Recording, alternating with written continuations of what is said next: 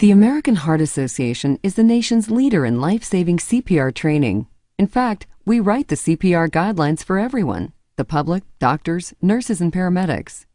This year, we've made a few changes so that it's much easier for anyone to save a life using CPR. Let's take a quick review of the new CPR process and when to use it. When someone's heart stops beating, it's called cardiac arrest. CPR is needed right away when this happens.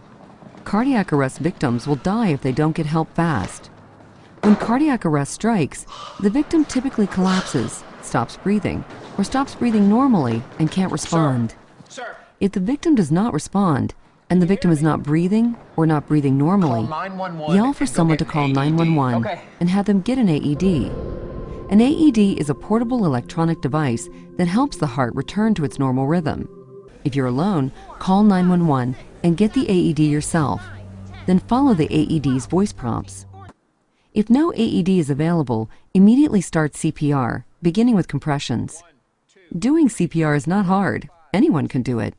And now the American Heart Association is making CPR easier than ever. We used to tell people that the proper steps for CPR are airway, breathing, compressions, or ABC. But we've changed that order, so the compressions come first. It's now compressions, airway, breathing, or CAB. This new order makes it easier because anybody can start out with compressions, even with no CPR training. Just push hard and fast on the center of the chest.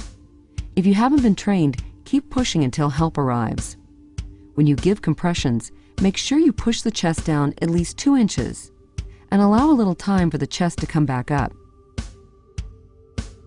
Push as hard and fast as you can. The perfect rate for compressions is at least 100 per minute. That's the same speed as the beat of the song Stayin' Alive, so try to keep that tune in your head if it helps. If you've been trained in CPR, push on the chest 30 times, then open the airway by tilting the head back and lifting the chin. This helps air reach the lungs. Next, give 2 mouth-to-mouth breaths over 1 second for each breath, and watch for the chest to rise. Continue the CAB cycle until help or an AED arrives. Use the same CAB cycle for adults, children, and infants.